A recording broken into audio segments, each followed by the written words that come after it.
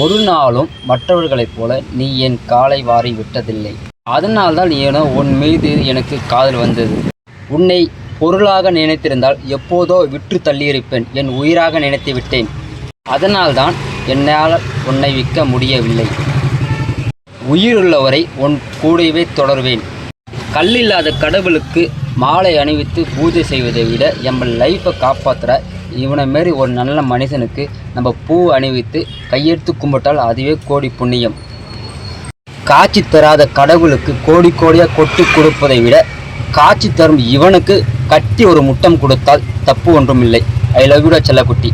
உங்களோட ஆட்டோவை யார் உண்மையாக நேசிக்கிறாங்களோ அந்த கவிதை பார்த்தினா அவங்களுக்கு தான் சமர்ப்பணம். மக்களை என் ஆட்டோவை நான் அந்த அளவுக்கு நேசிக்கிறேன். இந்த ஆட்டோ தொழிலும் நான் அந்த அளவுக்கு நேசிக்கிறேன். ஆட்டோ தொழிலை முடிச்சவங்க மறக்காமல் அந்த வீடியோ ஷேர் பண்ணுங்கள்.